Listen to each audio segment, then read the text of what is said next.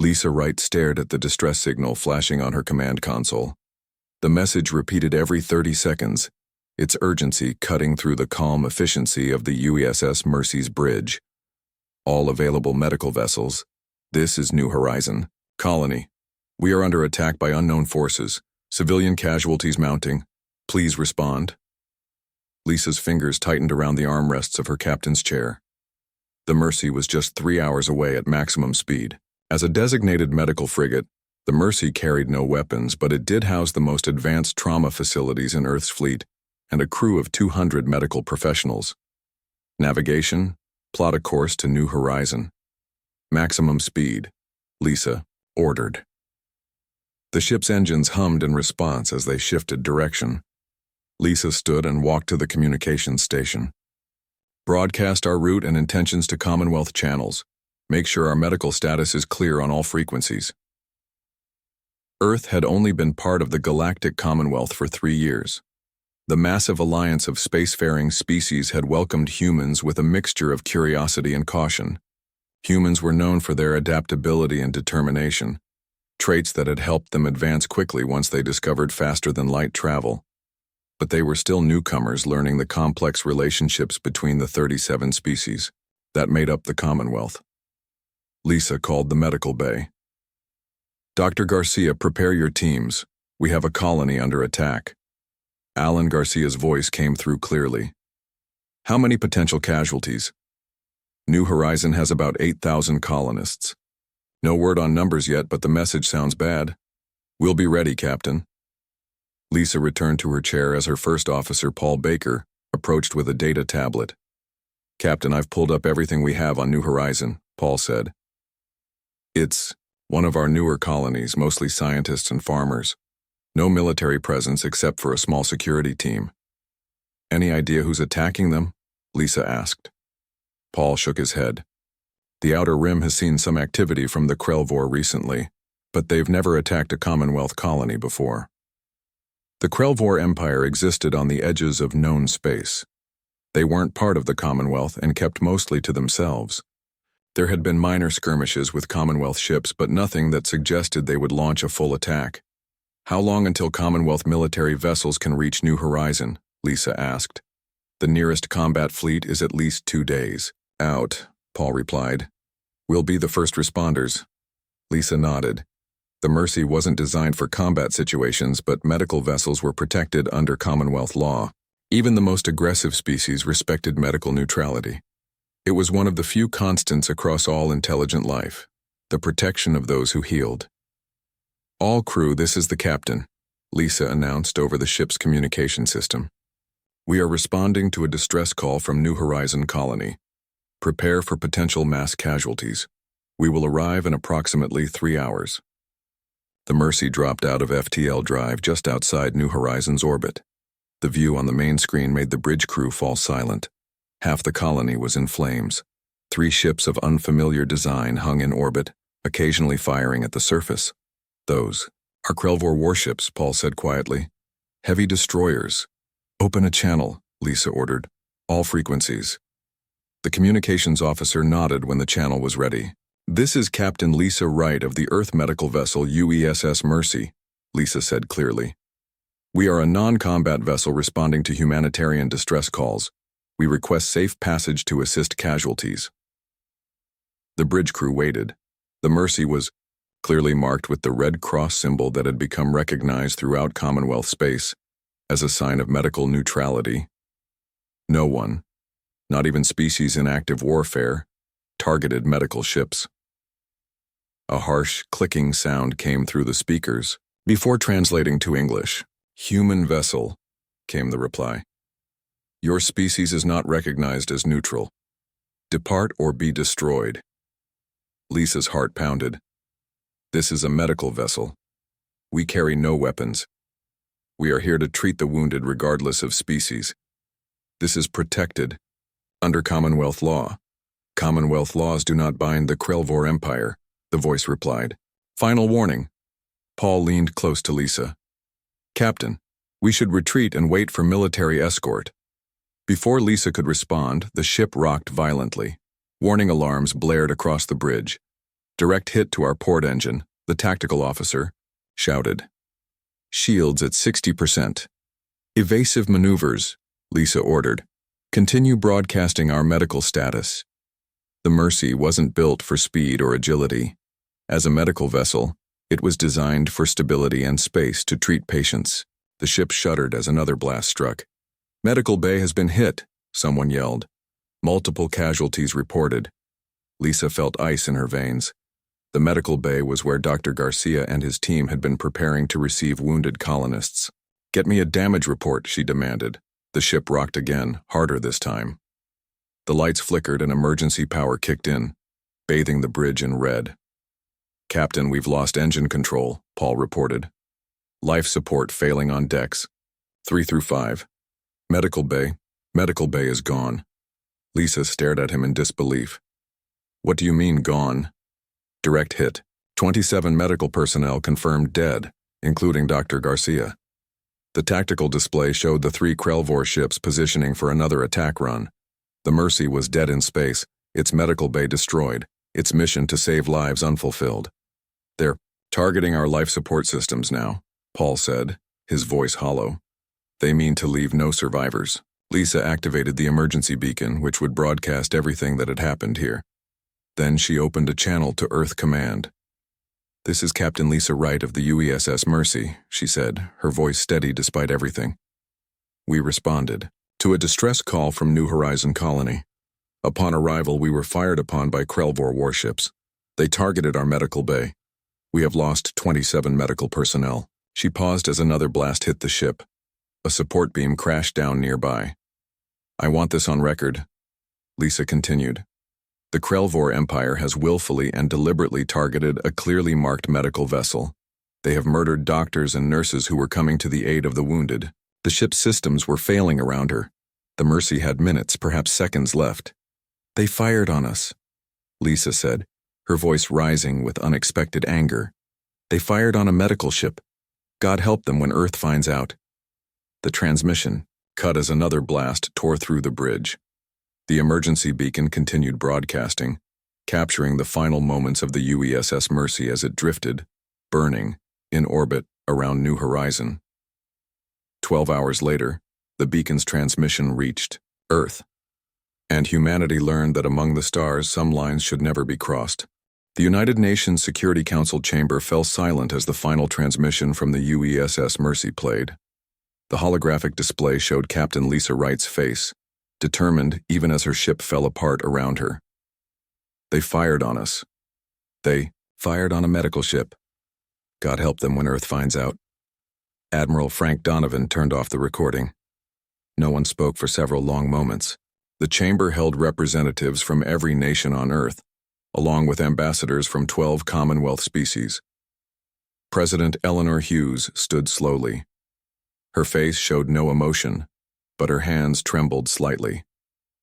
The attack on the UESS Mercy resulted in the deaths of 189 Earth citizens, she said. 27 were medical personnel preparing to treat wounded colonists. The remaining casualties were crew members. She looked at each person in the room. The Krelvor have violated the most fundamental principle of warfare recognized across the known galaxy. They deliberately targeted medical personnel attempting to aid the wounded. The Commonwealth representatives shifted uncomfortably. The elder Turl ambassador, his blue skin pale with distress, spoke first. This is unprecedented, he said. Even in our darkest wars, medical vessels were considered inviolate.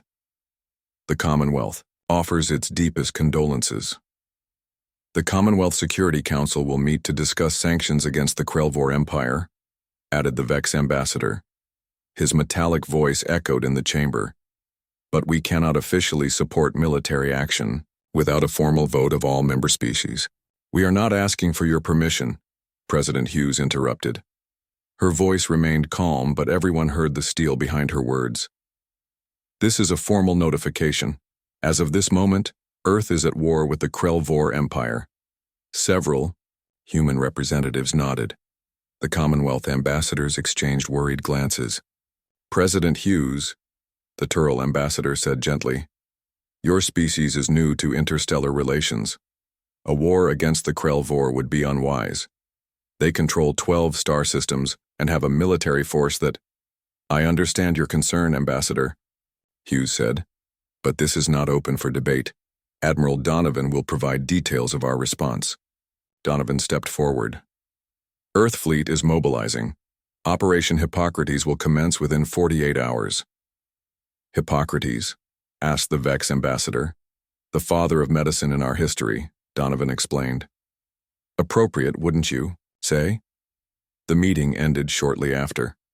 As the representatives filed out, the Turl ambassador approached President Hughes. Your species' reaction seems excessive, he said. The Commonwealth can negotiate reparations, perhaps even the surrender, of those responsible. Hughes looked at him. Ambassador, do you know why every human culture across our planet, despite our many differences, agrees that medical personnel must be protected in conflict? The ambassador shook his head. Because healing the wounded is sacred, she said. It represents the best of what we are. The Krell Vor didn't just attack our people. They attacked a fundamental part of our humanity. On the bridge of the UESS Retribution, Lieutenant John Bennett watched the news broadcast. The Retribution was one of 12 new warships built after humanity's first contact, vessels whose existence had been classified even from Commonwealth allies. Admiral Donovan is coming aboard, the communications officer announced. All hands to attention. The bridge crew stood straight as Donovan entered. His expression was grim as he handed John a datapad. Lieutenant Bennett, you're being promoted to tactical officer for this mission, Donovan said. I've reviewed your service record. You have combat experience from the South Asian conflict. Yes, sir, John replied. He looked down at the datapad. Operation Hippocrates? Named after the father of medicine, Donovan nodded. You'll report directly to Captain Olivia Mason. She's taking command of the Retribution for this operation. John scrolled through the operation details. His eyes widened slightly. This response seems extensive, sir. They targeted medics, Bennett, Donovan said quietly. People whose only purpose was to save lives. Do you know what happened during Earth's last World War, when medics were attacked? No, sir. The responsible parties faced war crimes tribunals. Even in our most destructive conflicts, we maintained certain principles. The Krell Vor need to understand this isn't just another border skirmish. This is about something fundamental to who we are. Donovan looked around the bridge. The Commonwealth species evolved past their aggressive tendencies before reaching the stars. Humanity, well, we've always been different. We've had to learn to control our capacity for violence, not eliminate it. The Admiral's communicator beeped. He checked it and nodded to John. Captain Mason is coming aboard. The fleet departs in 6 hours. Commonwealth observers will be present, but they won't interfere. Sir, John asked, what exactly is our objective? The operation details mention the Krell Prime system, but not specific targets. The objective, Lieutenant, is to make sure no one ever fires on a medical ship again. Across Earth, military bases hummed with activity. Ships that had been hidden from Commonwealth sensors emerged from secret facilities. Weapon systems that Earth representatives had carefully omitted from technology exchanges were loaded onto destroyers and cruisers. At the memorial service for the Mercy's crew, thousands gathered. Dr. Alan Garcia's wife Sarah stood with their young daughter as President Hughes presented her with a medal. Your husband died trying to save lives, Hughes told her. We will ensure his sacrifice was not in vain. On the main Commonwealth station orbiting Jupiter, representatives watched with growing concern as Earth's fleet assembled. The ships were more numerous and better armed than any had suspected. They concealed their military capabilities, the Vex ambassador observed. Wouldn't you? Replied his Turl colleague. After being the newest, least advanced species admitted to the Commonwealth? Do you think they can actually defeat the Krell Vor? The Turl ambassador watched a massive Earth vessel pass the station. Its hull gleamed in the sunlight, revealing the name painted on its side, UESS Retribution.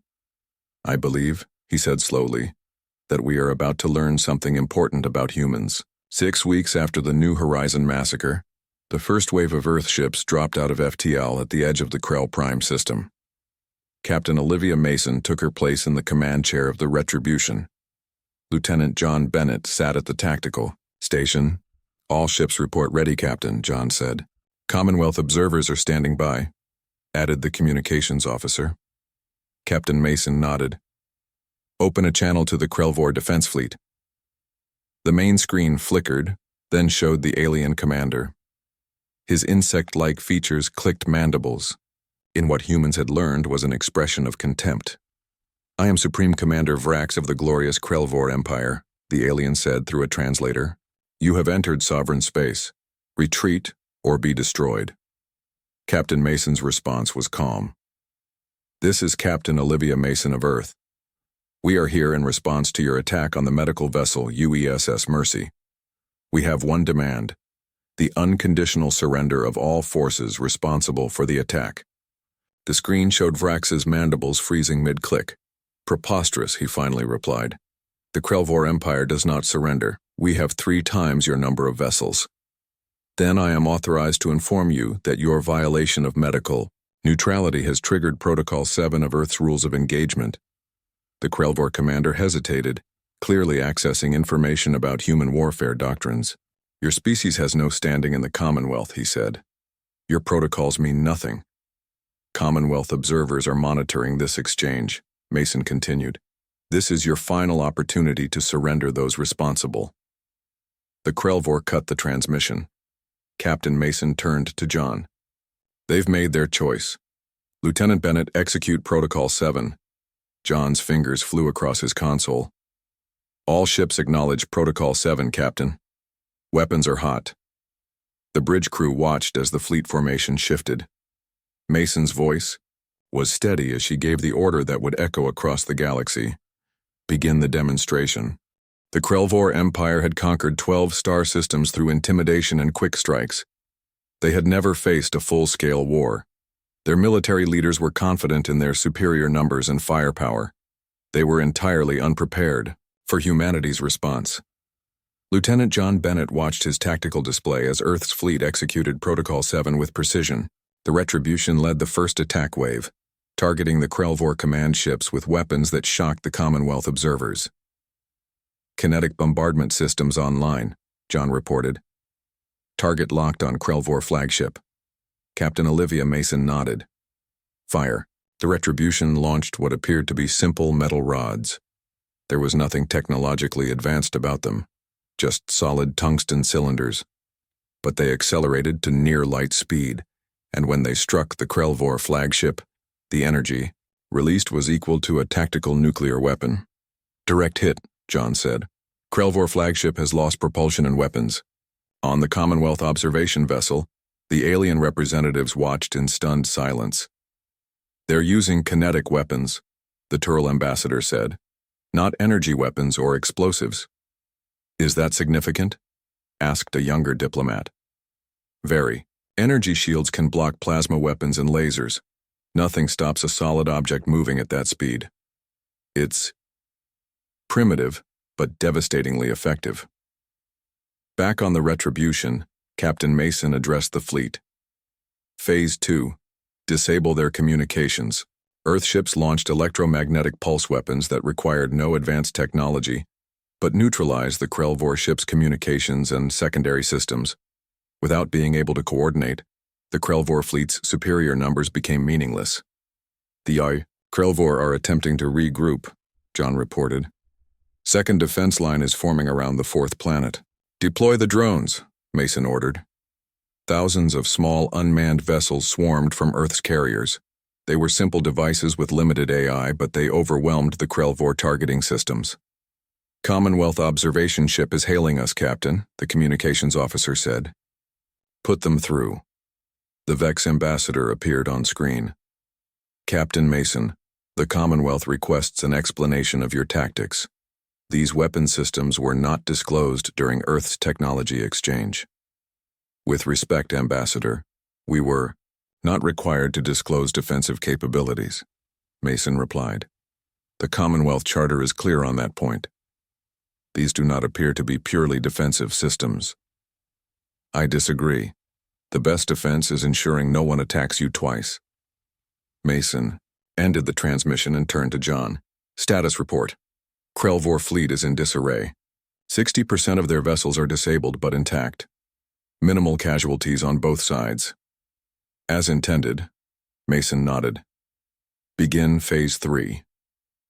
The Earth fleet split into precise formation groups. Each targeted a specific section of the Krell Vor fleet, disabling engines and weapon systems with surgical precision. Captain, John said, we're receiving a transmission from the surface of Krell Prime. On screen, a different Krell Vor appeared. This one wore elaborate decorations that humans had learned signified civilian leadership. I am High Chancellor Drac of the Krell Vor Empire, the alien said. What are your terms? Mason's expression remained neutral. Unconditional surrender of all military forces. The commanders responsible for the attack on our medical vessel will face justice. A new treaty recognizing medical neutrality throughout all Krell Vor territory. This is unprecedented. The Krell Vor Empire has never. You have 1 hour to decide. Mason interrupted. After that, we move to Phase 4. The transmission ended. John looked at his captain. There is no Phase 4 in the protocol, ma'am. They don't know that, Lieutenant. 53 minutes later, the Krell Vor surrendered. From the Commonwealth observation vessel, the representatives watched as Earth ships established orbit around Krell Prime. The Tural ambassador shook his head in disbelief. They disabled an entire fleet with minimal loss of life on either side, he said. I expected destruction, his aide finished. That's what the Krell Vor expected too. They didn't understand humans at all. Explain. The aide had studied human history. Humans developed these precise weapons because they learned that wholesale destruction doesn't end conflicts. It creates new ones. They fight to win peace, not just battles. On the surface of Krell Prime, a delegation from Earth met with the Krell Vor leadership. Admiral Frank Donovan led the human team. Commonwealth representatives were present as neutral observers. The Krell Vor High Chancellor clicked his mandibles nervously. Your response was beyond our calculations. We did not believe a species so new to space travel could possess such military capability. We didn't reveal everything during our Commonwealth admission, Donovan said. Earth has a long history of warfare. We've learned from it, yet you show restraint. You could have destroyed our civilization. That was never our objective. Donovan placed a data pad on the table between them. These are our terms. The Krell Vor leaders reviewed the document. Their translator clicked rapidly. These demands are unexpected, the High Chancellor said. You require no territory, no resources, no tribute. Our only demands relate to the protection of medical personnel and facilities throughout your empire, Donovan confirmed, and the surrender of those responsible for the attack on the Mercy. The Commonwealth observers exchanged glances. This was not how conquered species were typically treated. Why? Asked a Krell Vor military commander. You clearly have the power to take whatever you want from us. Because this war was never about conquest, Donovan explained. It was about establishing a principle. Medical personnel are neutral in conflicts. They treat the wounded of all sides. Attacking them is unacceptable. Back on the Retribution, Lieutenant John Bennett received new orders. He was to oversee the construction of a memorial on Krell Prime. The memorial would honor the medical personnel lost on the Mercy. As he prepared to leave the ship, Captain Mason stopped him. Good work, Lieutenant. Your tactical planning was excellent. Thank you, Captain, but I'm surprised by my new assignment. Building memorials? Yes, ma'am. It seems unusual after a military victory. Mason's expression softened slightly. This was never about victory, Bennett. It was about making a statement that would be remembered. The memorial will stand long after our ships leave. On the planet's surface, John supervised a mixed team of human engineers and Krell Vor workers. The memorial took shape, a replica of the UESS Mercy, with the names of those lost engraved around its base. A young Krell Vor medical practitioner named Zex approached John. I do not understand. Your species defeated ours in battle, yet you build monuments instead of establishing military bases? John considered how to explain. The people who died on the Mercy, they weren't warriors. They were healers. For humans, that distinction matters. We don't glorify the victory. We remember why we fought. But your restraint. You could have destroyed our civilization. That was never the objective, John replied. Your leaders thought attacking medical personnel would show strength. We needed to show that it demonstrated the opposite. Zek studied the memorial. Our leaders did not understand humans. They thought you were weak because you value healing and preservation of life. That's a common mistake, John said. Caring about life isn't weakness. It's what gives us something worth fighting for. As night fell on Krell Prime, the memorial was illuminated. The light would remain constant, visible from orbit, a reminder of the principles that humans would always defend no matter how far from Earth they traveled. 1 month after the surrender of the Krell Vor Empire, the Commonwealth Assembly called an emergency session. Representatives from all 37 member species gathered in the Great Hall on the neutral station orbiting Jupiter. Earth's delegation was led by Admiral Frank Donovan, now wearing formal diplomatic attire instead of his military uniform. The assembly leader, a tall Vex with gleaming silver skin, opened the proceedings. This emergency session has been called to address the recent conflict between Earth and the Krellvor Empire, and to consider Earth's proposal for new Commonwealth law. Donovan stood and approached the central platform. Behind him, a holographic display showed images of the destroyed UESS Mercy, followed by pictures of the medical personnel who had died in the attack. The Earth delegation presents evidence of the unprovoked attack on our medical vessel, Donovan said. We also submit the full record of our military response and the terms of the Krellvor surrender. The assembly members reviewed the information. On their data screens, murmurs spread through the chamber. Earth's response was unexpected, the assembly leader said, both in its effectiveness and its restraint. Many believed your species would seek territorial expansion or resource acquisition after your victory. That was never our intention, Donovan replied. Our only goal was to establish a principle that we consider fundamental. Medical personnel and facilities must remain neutral and protected during conflicts. The Turl ambassador spoke next.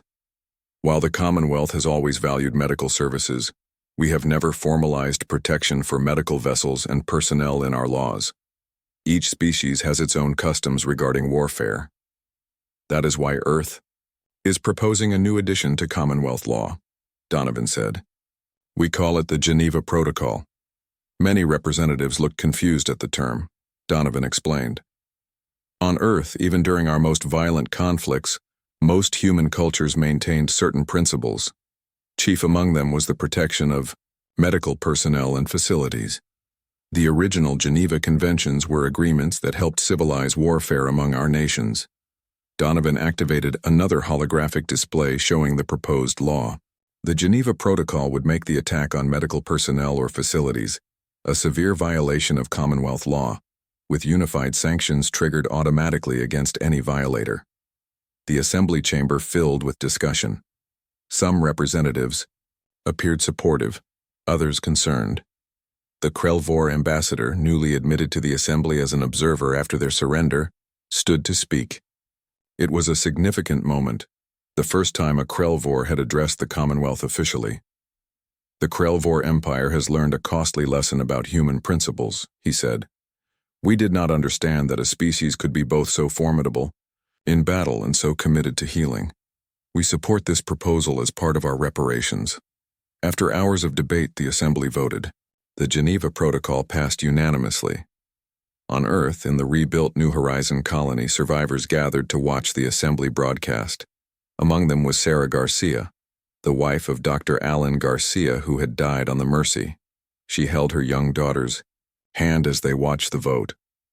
What does this mean, Mom? The girl asked. It means your father didn't die for nothing, Sarah replied quietly. It means no one else will suffer the same way, no matter what species they are. President Eleanor Hughes addressed the people of Earth from the White House Rose Garden. Today marks a turning point in Commonwealth history. The Geneva Protocol establishes humanity's first lasting contribution to galactic law. We came to the stars as newcomers, but we brought with us thousands of years of hard-won wisdom about conflict and peace. On Krell Prime, Lieutenant John Bennett supervised the final details of the memorial. The structure now stood complete in the capital city's central plaza. The Krell War had insisted on this prominent location as part of their acknowledgement of wrongdoing. A delegation of Krell War medical practitioners approached John. They wore new insignia that incorporated both their traditional healing symbols and the human Red Cross. "We have studied your medical practices," their leader said. "Your species has much to teach us about emergency care in conflict zones, and we can learn from your knowledge of exobiology," John replied. "That's the point of establishing these principles, so we can all focus on healing rather than harming." The Krellvor practitioner tilted his head. "Many of us did not understand why your people fought so fiercely over the deaths of healers. Now we begin to see. Among humans, those who heal are especially valued. They represent the best of what we aspire to be," John explained. "Throughout our history, even enemies would sometimes stop fighting to allow doctors to tend the wounded on both sides." In Commonwealth space, the Turil ambassador met privately with his council. They reviewed reports of Earth's military capabilities, which had proven far more advanced than previously assessed. "Should we be concerned?" asked a council member. "Humans concealed their true military strength from us." "I believe we misunderstood humans from the beginning," the ambassador replied. "We saw them as primitive because they still experience strong emotions and retain their capacity for violence. But those same traits drive their dedication to principles like medical neutrality." "What do you mean?" "Most species in the Commonwealth evolved beyond warfare before reaching the stars. Humans brought their conflicts with them, but also their hard-won wisdom about how to limit war's damage. They understand something we forgot long ago, that peace is not the absence of conflict, but the management of it." On the UESS Retribution, Captain Olivia Mason received new orders. The ship would return to Earth for reassignment. The Krellvor threat had been neutralized, and Commonwealth observers were overseeing the implementation of the surrender terms. "Captain," her communications officer called, "we're receiving a transmission from Admiral Donovan." Donovan appeared on the main screen. "Captain Mason, congratulations on a successful mission. The Commonwealth has ratified the Geneva Protocol." "Thank you, Admiral. Will we be maintaining a military presence in Krellvor space?" "No. Our goal was never occupation. The Krellvor have agreed to Commonwealth monitoring of their compliance. But there is something else I need to discuss with you." Donovan's expression became more serious. "The Commonwealth is establishing a new joint medical service, with ships staffed by personnel from all member species. They've requested Earth to provide training and leadership, given our experience with battlefield medicine. I'm recommending you for command of the first vessel." Mason looked surprised. "Sir, I'm a combat officer, not a doctor." "Precisely why you're perfect for this role. You understand both the battlefield and the importance of medical neutrality. The ship will be named the UESS Hope, the successor to the Mercy." After the call ended, Mason walked to the observation deck. Stars stretched before her, countless worlds with countless species who now shared a new understanding about the protection of those who heal. In her quarters, she found a small package from Lieutenant Bennett. Inside was a model of the memorial on Krell Prime with a note. "So we remember why we fought." Mason placed it on her desk. Tomorrow she would begin a new mission. Not one of war, but of healing. Yet in her mind, they were connected. Sometimes, it took strength to protect those who cared for the vulnerable. Earth had shown the galaxy both that strength and that care were essential parts of humanity. 1 year after the New Horizon incident, the UESS Hope responded to its first major emergency. A Krellvor mining colony had suffered a massive earthquake, leaving thousands injured and their medical facilities damaged. Captain Kate Summers stood on the bridge of the Hope as it approached the planet. "This is Captain Kate Summers of the Commonwealth medical vessel UESS Hope. We are responding to your distress call with a full medical team." Unlike the Mercy's final mission, this time the response was immediate and welcoming. Commonwealth. Vessel Hope, we are grateful for your assistance. Landing coordinates are being transmitted now. Kate turned to her first officer, Paul Dixon. Prepare the medical teams for deployment. Priority to trauma cases and children. Yes, Captain, Paul replied. He hesitated before adding, the medical teams include 6 Krelvor doctors. Should they remain on board given the history? Kate's expression remained professional. All medical personnel will deploy as needed. The Geneva Protocol applies to everyone now. On the surface, the Hope's medical teams worked tirelessly alongside local Krelvor healers. Dr. Peter Williams, the Hope's chief medical officer, directed operations from a field hospital set up in what had been the colony's central square. We do need more blood substitutes compatible with Krelvor physiology, he called out. And someone find me those portable tissue regenerators. As he worked to stabilize a young Krelvor with a crushed limb, the colony's governor entered the field. Hospital. The governor watched silently as the human doctor and his team, a mix of humans, Turl, and even Krelvor medical staff from the Hope, worked to save lives. Your people returned to help those who once attacked you, the governor observed when Dr. Williams finally took a break. This is not behavior we expected from such a formidable species. Dr. Williams wiped sweat from his forehead. This is exactly why we fought, so that we could be here doing this work without fear of attack. Your Captain Summers, she lost family on the Mercy, did she not? Williams nodded. Her brother was a nurse in the medical bay, but she requested this assignment specifically. The governor's mandibles clicked in what humans now recognized as thoughtful consideration. There is much we still do not understand about humans. On Earth, at the newly established Commonwealth Medical Academy in Geneva, Switzerland, human and alien medical practitioners trained together. The first class included 50 Krelvor students, their empire having undergone significant reforms following their defeat. Admiral Frank Donovan, now retired from military service, gave the commencement address. He stood before the diverse group of graduates reflecting on how quickly things had changed. The attack on the Mercy was one of humanity's darkest days among the stars, he told them. But from that tragedy came a new understanding. The Commonwealth now recognizes that protection of medical personnel isn't just a human value, it's a universal one. In the audience sat Lisa Wright, the only surviving bridge officer from the Mercy. Her injuries had been severe, requiring months of rehabilitation. Now she worked as an instructor at the academy, teaching emergency response protocols. After the ceremony, a Krelvor student approached her. His medical cadet uniform bore both Commonwealth and Krelvor insignia. Captain Wright, he said, his translator conveying respectful tones. I am Zex, son of the medical practitioner who helped build the memorial on Krell Prime. I wish to express my people's continued remorse for the actions of our former leadership. Lisa shook her head. That debt was paid long ago. What matters now is what we build together. Is that truly possible? To build something positive from such a tragedy? It's the only way forward, Lisa replied.